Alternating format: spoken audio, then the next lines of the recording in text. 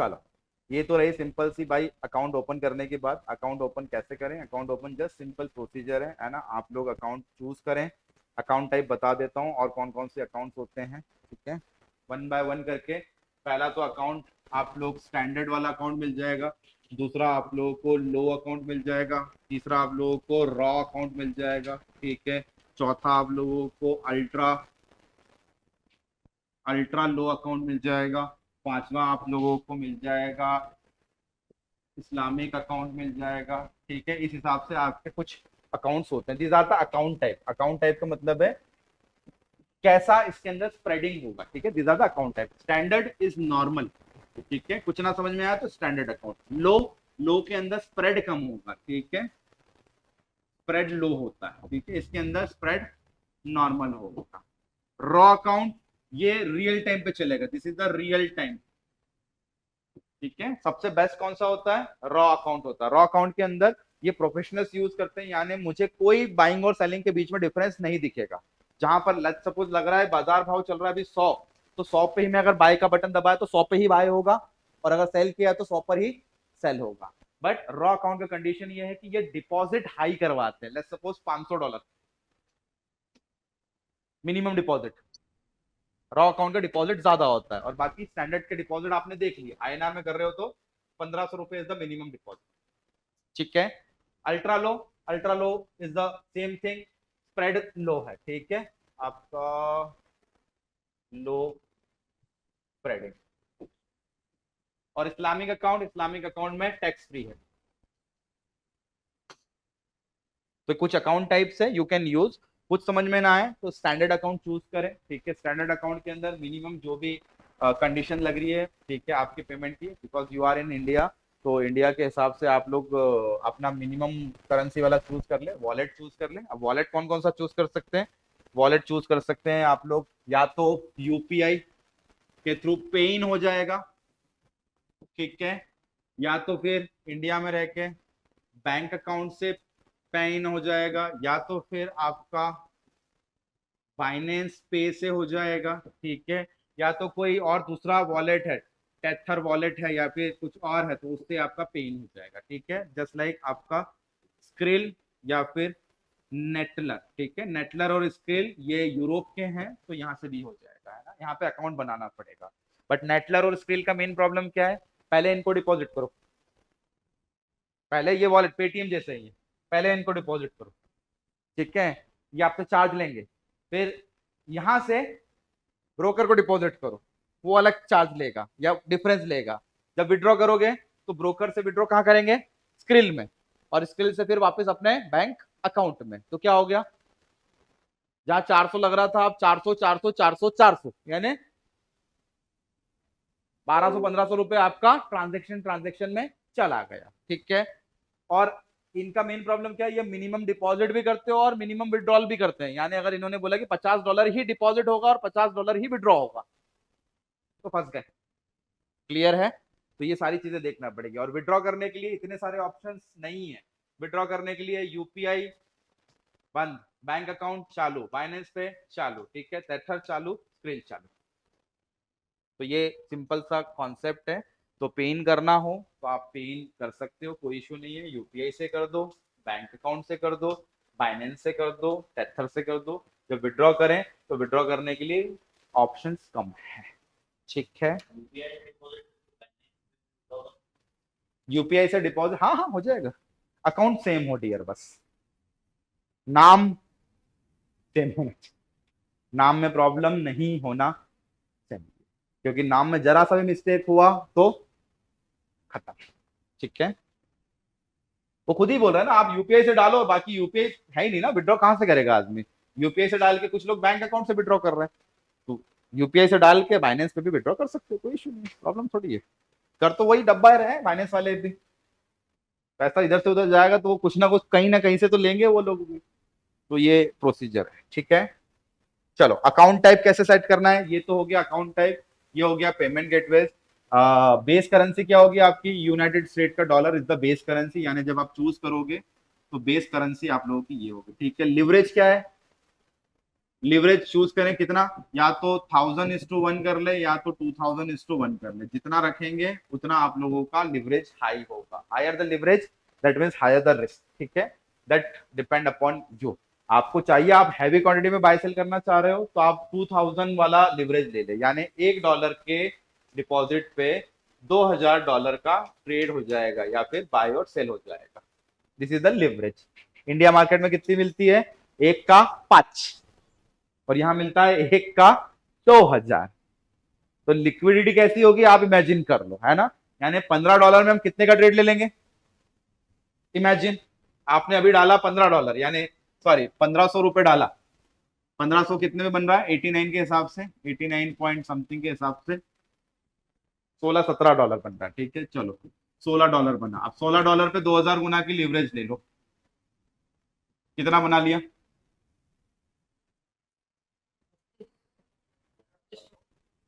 32,000, $32,000, ठीक है। $32,000 में आप क्या क्या चीजें खरीद लोगे। अब लेट्स सपोज किसी करेंसी का रेट चल रहा है, जैसे यूरो यूएसडी का रेट 1.1000, ठीक है, ये यूरो यूएसडी का रेट चल रहा है। इतनी क्वांटिटी खरीदता हूं तो कितना पैसा लग रहा है, लॉट है ये, यूरो यूएसडी का रेट है 1.1000, कितना रुपए लगेगा, $11,000, $11,000 आ गया, हो गया बाय, ठीक है। चलो इसकी जगह अगर क्वांटिटी अगर 10,000 कर दे तो कितने में आ जाएगा, ये वाला कितने में आ जाएगा, 11,000 डिवाइडेड बाय लिवरेज कितने का है, 2000, डिवाइड कर दो, 11,000 डिवाइडेड बाय 2000, समथिंग $1.1, समथिंग $1.1, यानी $2 में आपका ये आ जाएगा। इससे बड़ा वाला लोगे तो कितने में आ जाएगा, करीब करीब $11 में। और इससे बड़ा वाला 1 लाख क्वांटिटी कितने में आ जाएगा, $110 में, यानी एक्चुअल अमाउंट, ठीक है। $16 में आप ट्रेड कर लोगे, एक तो ये, एक तो ये। और अगर $116 होंगे तो आप ट्रेड कर लोगे बड़ा वाला lot. This is the forex के लॉट साइजेस, समझ में आ रहा है, यानी higher the leverage lower the amount, यही बेसिक फंडा है। तो 2 लॉट तो ट्रेड कर लोगे, बट तीसरा लॉट ट्रेड नहीं हो पाएगा, उसके लिए आपको डालना ही, क्लियर है। ये लिवरेज का फंडा है, और लिवरेज कम होती है तो छोटे मोटे लॉट ले सकते हो, ठीक है। यही 3 लॉट है, दिस इज कॉल्ड आपका मिनी, सॉरी अपना ये स्टैंडर्ड, मिनी एंड माइक्रो, ठीक है। 3 लॉट, इसके पहले एक और होता था that is called nano, 100 quantity का। इंडिया में कौन सा लॉट चलता है, इंडिया में चलता है ये वाला, ठीक है, माइक्रो वाला, 1000 क्वांटिटी। कल ही देखा अपन ने, सारे पेयर्स में 1000 क्वांटिटी है, और सबसे छोटा लॉट इंटरनेशनल में 1000 का, और सबसे बड़ा लॉट इंटरनेशनल में 1 लाख क्वांटिटी। जो भी पेयर खरीदोगे 1 लाख क्वांटिटी आएगी, ठीक है। चलो इसके बाद में अकाउंट टोटली सेटअप हो जाएगा। आधार कार्ड या पैन कार्ड मांगेगा ही मांगेगा आप लोगों से, एड्रेस प्रूफ का अलग मांगेगा और आपसे, ठीक है, आइडेंटिटी का अलग मांगेगा। तो आधार पैन कार्ड लगा दीजिएगा, कोई दिक्कत नहीं है ना। और उसके बाद में अकाउंट एक्टिवेट होने में, आपकी प्रोफाइल एक्टिवेट होने में शायद 1 आध दिन का टाइम लगा देता है, जैसे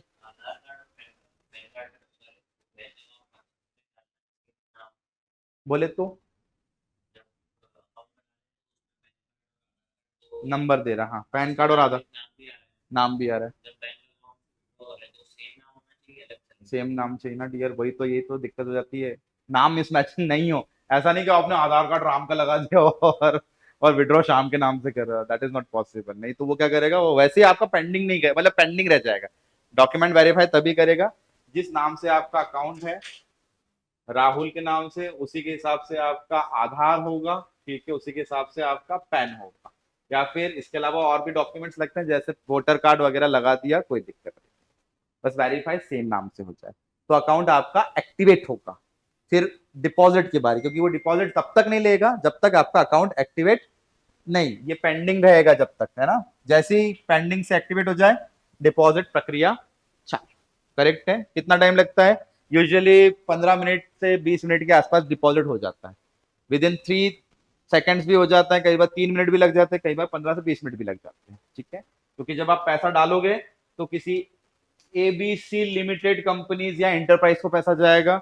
वो एबीसी लिमिटेड कंपनी किसको पैसा डालेगा, वो एक्सएनएस को डालेगा, और फिर एक्सएनएस आपके खाते में विड्रॉ कर देगा कि भैया $16 आ गए हैं। अब $16 से आप ट्रेड करो। ट्रेड क्या होगा, ट्रेड होगा नॉर्मली जो भी पेयर ट्रेड करना है वो, whether forex, crypto, each and everything you can trade, अगर आपके बजट में आ रहा है तो। ठीक है, यानी $32,000 तक की वैल्यू वाला सामान आप $16 में खरीद सकते हैं। लिवरेज अगर 2000 की हुई तो, लिवरेज 1000 की हुई तो 16,000 तक का, लिवरेज 500 की हुई तो आधा, लिवरेज 100 की हुई तो समझ, तो लिवरेज पे सारा खेल चल रहा है। ठीक है, इसलिए लोग यहाँ पे ज्यादातर ट्रेड करते हैं और सोचते हैं कि भैया हम $15-20 डालें और इससे $15-20 बना दें, बनता भी है, बट मेन प्रॉब्लम कहाँ आएगा। ठीक है, सब बढ़िया है, सब बढ़िया है, फॉरेक्स बेस्ट है, मैं तो मानता हूँ बेस्ट है, बस withdraw is the worst thing.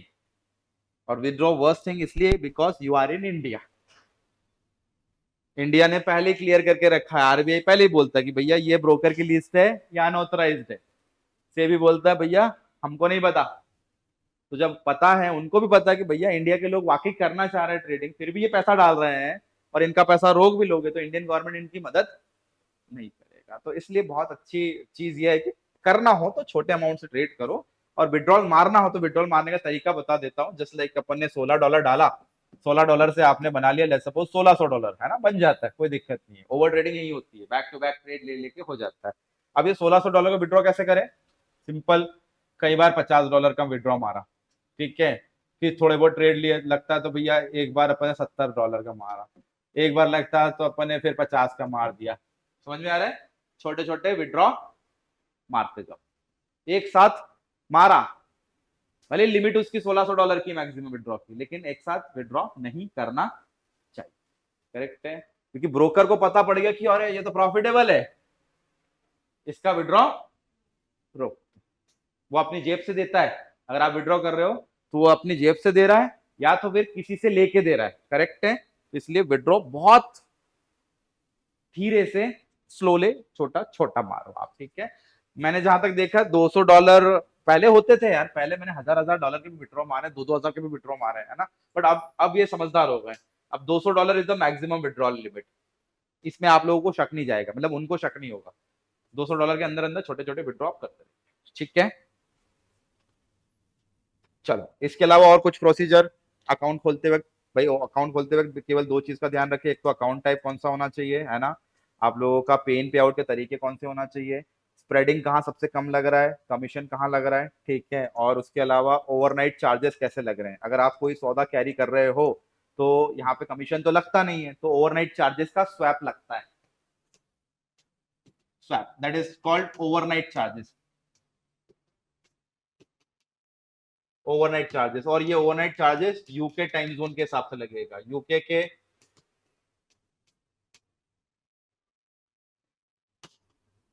UK में रात को 12:30 बजे, सॉरी 11:30 बजे आपका ओवरनाइट कैलकुलेशन हो जाता है। ओवरनाइट कैलकुलेशन समझ में आता है, एक दिन खत्म, यूके के रात के 11:30 बजे।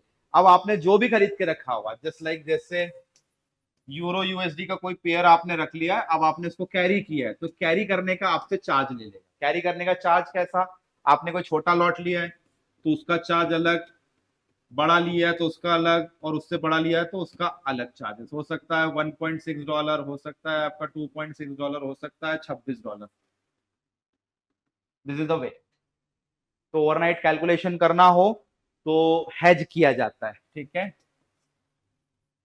हेजिंग समझते हैं, अगर बाय लिया है तो सेल भी साथ में ले लो, तो इससे आप लोगों का ओवरनाइट चार्जेस बच जाएगा। हेजिंग समझ में आता है, एक बाय और एक सेल। ठीक है, फॉरेक्स के अंदर ये खासियत है कि आपको ऑप्शन ट्रेडिंग नहीं यूज करना पड़ती है। अगर आप इसी को बाय कर रहे हो तो इसी को आप सेल कर सकते हो, सेम पेयर।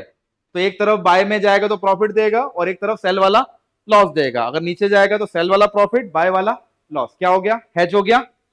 हेज में आपका स्प्रेडिंग बच जाता है, ये सॉरी मतलब चार्जेस बच जाएगा। ये तरीका बता रहा हूं अगर आपको कैरी करना है तो। और जब डायरेक्शन क्लियर हो जाए तो कोई एक सौदा काट दो, बाय में एक और ऐड कर दो, नेकेड हो गया ये, ठीक है, नेकेड अलग है, हेज अलग है।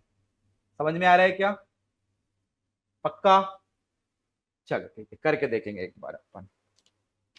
चलिए, यहां तक कोई समस्या? पक्का नहीं है? ठीक है। अकाउंट सेटअप हो जाएगा क्या? नॉर्मल है अकाउंट सेटअप, अपने इंडियन मार्केट जैसी अकाउंट सेटअप है। बस कैलकुलेशन क्या करने का है, लिवरेज मिनिमम, है ना। ये भी नहीं देखना है कि कोई बिल्कुल ही फ्री बोल रहा है, भले $1 $2 भी डाल दो ना जी। अकाउंट भी अच्छा देखना पड़ेगा, 3 जगह देख लेना। एक तो एक्सएम देख लेना, एक तो ऑक्टा देख लेना, और एक एक्सएनएस देख लेना। इन तीनों में से कुछ कंपेयर कर लेना और अकाउंट कर लेना, ठीक है। अगर कुछ नहीं तो एक्सएनएस वाला फंडा है, एक्सएनएस देख लेना, है ना। नहीं तो फिर ऑक्टा है, और फिर तीसरे नंबर पर एक्सएम रख लेना। फर्स्ट, सेकंड और थर्ड, इन तीनों को कंपेयर करके find out the best of best forex account. ठीक है, मिनिमम पे आउट और मिनिमम उसका तरीका भी ढूंढ लेना। चलो, सरकारी बैंक डियर आ तो जाता है, कोई इशू नहीं आता, मैंने भी किया है, आ जाता है, कोई दिक्कत नहीं है ना। बट सरकारी चलेगा। एक अकाउंट कितने तुम्हारे पास में? 2 अकाउंट है, एक प्राइमरी है क्या? मेन अकाउंट कौन सा है? ठीक, अरे यार, मेन अकाउंट ही एचडीएफसी का है। ठीक है, एसबीआई में ज्यादा पैसे नहीं रखते हो, चलेगा, यूज इट। सेकेंडरी कुछ भी करो, सेकेंडरी अकाउंट यूज करो। आईटीआर में आपसे बस वो ये पूछ लेगा सोर्स ऑफ इनकम, तो इसमें आपको दिखाना पड़ेगा आप लोगों को फॉरेक्स की इनकम या फिर ट्रेडिंग की इनकम दिखाना पड़ेगा। और जब लेट्स सपोज आप आईटीआर के क्राइटेरिया से बाहर निकल गए, अभी लेट्स सपोज मैं 12 लाख ले लेता हूँ, है ना, 12 लाख तक तो यू डोंट हैव टू पे एनी टैक्स। बट इसके अलावा अगर आपका ये 1 लाख रुपए और एक्स्ट्रा आ गया है, तो ये 1 लाख रुपए पर यू हैव टू पे, क्लियर कट।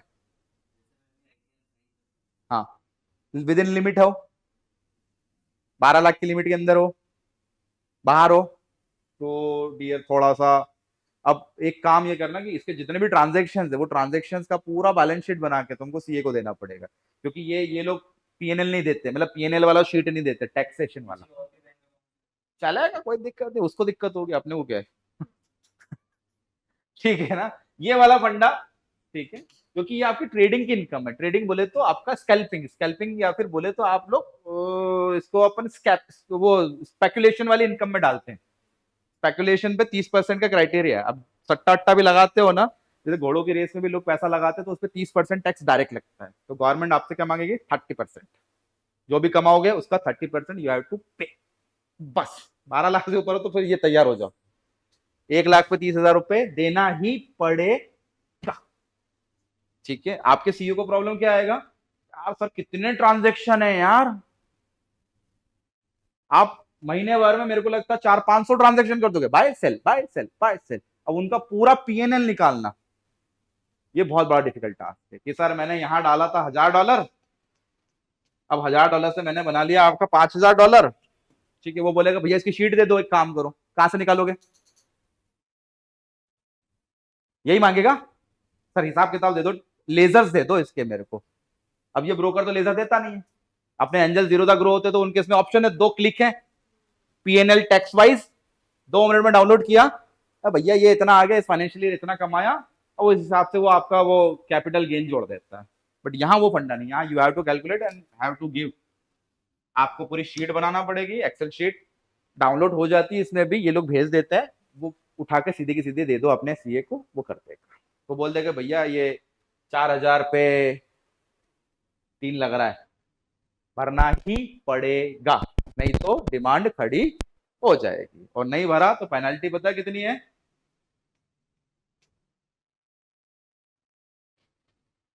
300 गुना। जितना भी डिमांड खड़ी हुई थी उसका 300 गुना। लेट्स सपोज इनको भैया $1000 की डिमांड आ गई, तो 1000 का 300 गुना। ये बोलेंगे साहब ट्रेडिंग बंद, मेरा अच्छा है जो चल रहा था, इसलिए ध्यान से, है ना। एक बार सीए से पूछ लेना कि वो करता है कि नहीं करता है, नहीं तो सीए करते नहीं है। ये क्रिप्टो, ये फॉरेक्स, इनके कैलकुलेशन करने में सीईओ के पसीने छूट जाते हैं, क्योंकि बहुत लंबे लेजर्स होते हैं। इंडियन वालों में तो बहुत इजी पड़ जाता है, पहले सोच समझ के कर लेना उसको, है ना। चलो